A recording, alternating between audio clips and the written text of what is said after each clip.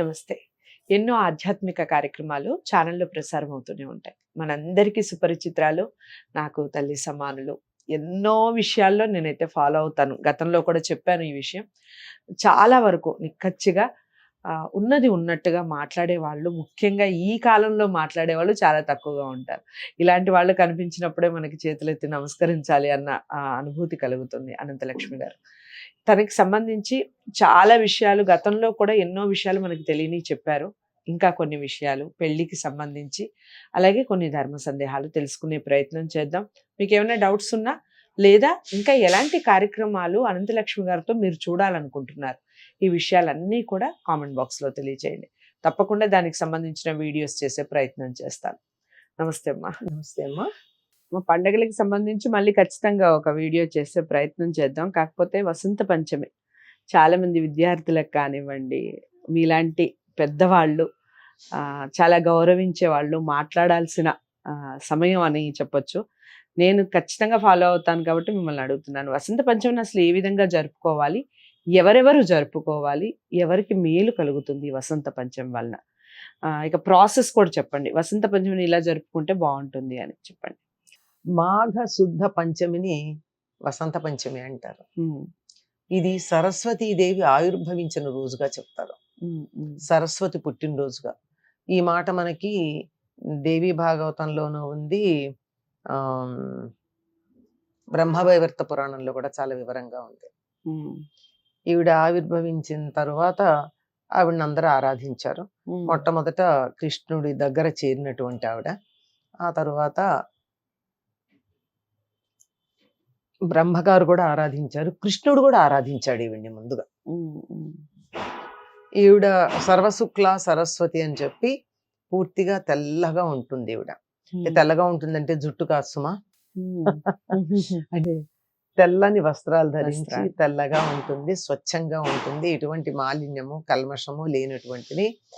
సకల విద్యలకి అధిదేవతగా ఆవిడ్ని ఆరాధించడం జరుగుతుంది. ఈవిడికి సంబంధించిన పూజా విధానం అది కాండ శాఖలో మనకు కనపడుతుంది. ఎవరైనా సరే తమకు జ్ఞానం కావాలి అనుకున్నట్టయితే, చదువు కావాలి అనుకున్నట్టయితే, ముఖ్యంగా ఆధ్యాత్మిక జ్ఞానం కావాలనుకున్నటువంటి వాళ్ళు సరస్వతీదేవి యొక్క అనుగ్రహం పొంది తీరాల్సింది. ఆధ్యాత్మిక జ్ఞానం అంటే వేదాలు చదువుకోవాలి, ఇలాంటివి ఏవైనా ఉన్నట్టయితే సరస్వతి యొక్క అనుగ్రహం ఉండాలి, లేకపోతే వాళ్ళకి అటువంటివి లభ్యం కాదు. రైట్. ఇది మనకి ఒక ఋషుల కథల్లో కూడా చెప్పడం జరుగుతుంది. అవి గురువు గారిని ఏదో ఎదిరించినందుకు నాకు ఇచ్చినటువంటి చదువు అంతా, నేను ఇచ్చిన చదువు నాకు తిరిగి ఇచ్చేయమంటే ఆయన మొత్తం అంతా కక్కేశాడు. మళ్ళీ నాకు కావాలంటే సరస్వతీదేవిని ప్రార్థించాక మళ్ళీ అటువంటి జ్ఞానాన్ని అంతా పొందాడు.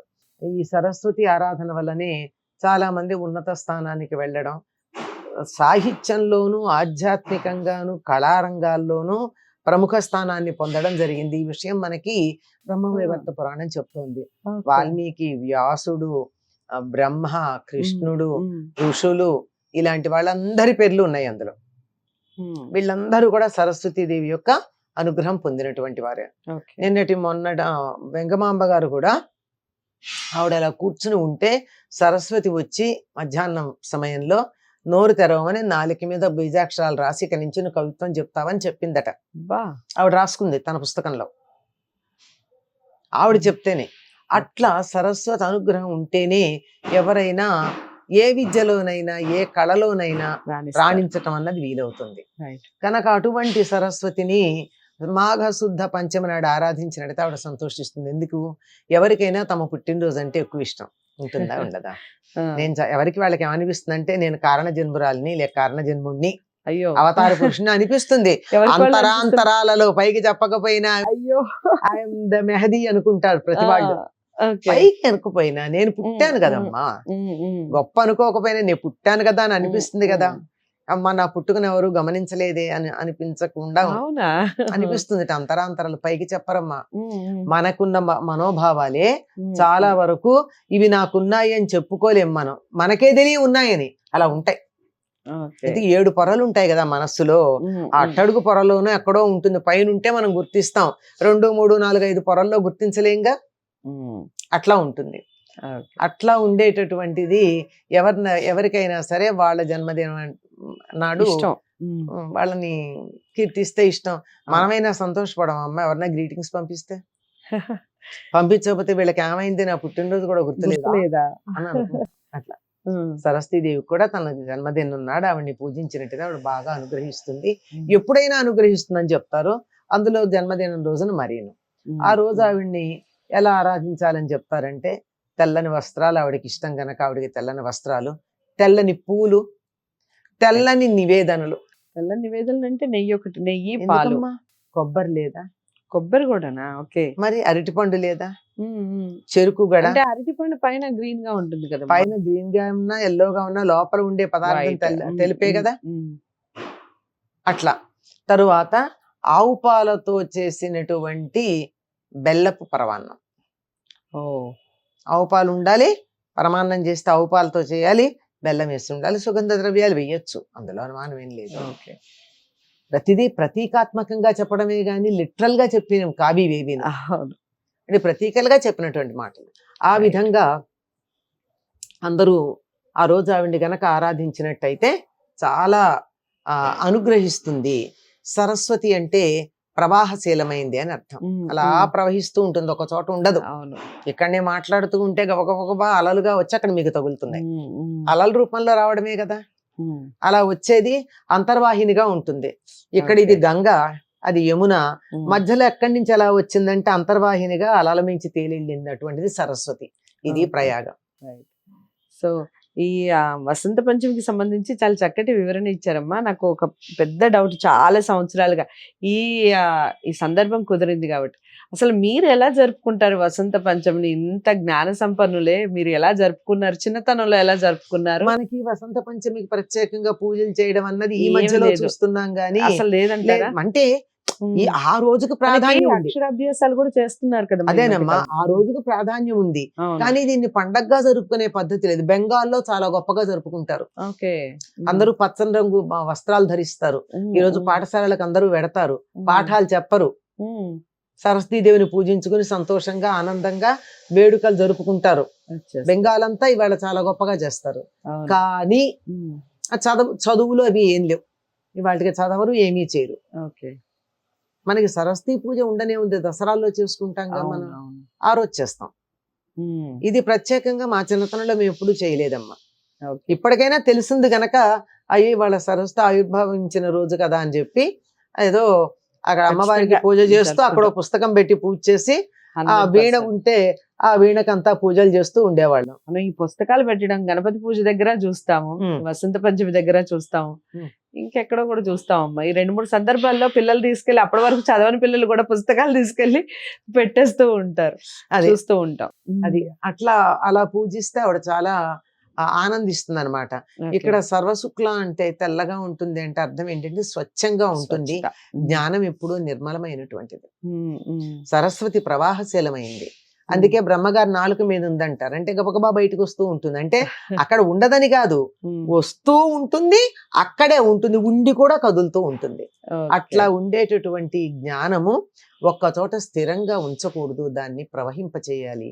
నాకున్నది మీకు చెప్పాలి, మీకు తెలిసింది ఇంకొకరికి చెప్పాలి, అంతేగాని దాచిపెట్టుకోకూడదు అని చెప్పడానికి సంకేతం అన్నమాట సరస్వతి. అదిగా. సో అసలు నిజంగా సరస్వతి కూర్చొని మనకి ఈ వీడియో చేసింది అన్నట్టుగా అనిపిస్తుంది, అతిశయోక్తి కాదు. నేను చెప్తుంటే ఏదో కావాలని పొగుడుతున్నారు, కూర్చొని మాట్లాడుతున్నారు అని అనుకోవచ్చు. చాలా చాలా పుస్తకాలు రచించటం, వెంగమామ్మకి సంబంధించి గతంలో ఒక ఛానల్లో మేము ఒక కార్యక్రమం చేయాలని అనుకున్న సందర్భం వచ్చింది కాబట్టి చెప్తున్నా.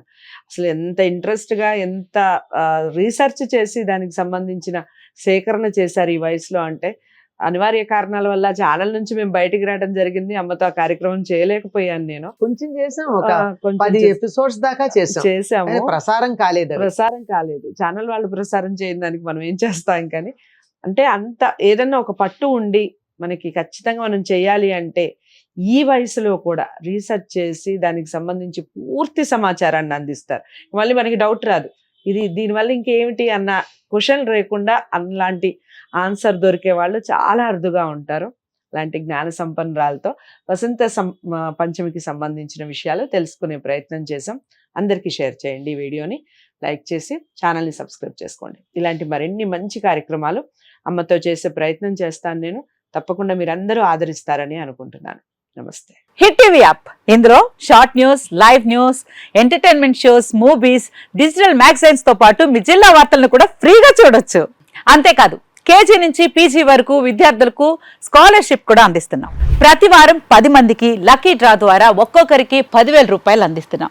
ఇంకెందుకు ఆలస్యం, వెంటనే హిట్ టీవీ యాప్ ని డౌన్లోడ్ చేసుకుని ఫ్రీగా ఎంటర్టైన్మెంట్ పొందండి. Hit TV app. Hit TV app. Please download Hit TV app. Hit TV యాప్ని ఫ్రీగా డౌన్లోడ్ చేసుకొని ఎంజాయ్ చేయండి. మీకు నచ్చిన ఎంటర్టైన్మెంట్ కోసం హిట్ టీవీ యాప్ ని ఫ్రీగా డౌన్లోడ్ చేసుకుని ఎంజాయ్ చేయండి. హిట్ టీవీ యాప్ని డౌన్లోడ్ చేసుకుని ఆస్వాదించండి, ఆశీర్వదించండి. ఇంతమంది సెలబ్రిటీలు హిట్ టీవీ యాప్ ని డౌన్లోడ్ చేసుకోండి అని చెప్తున్నారంటే ఎంత మంచి యాప్ ఆలోచించండి.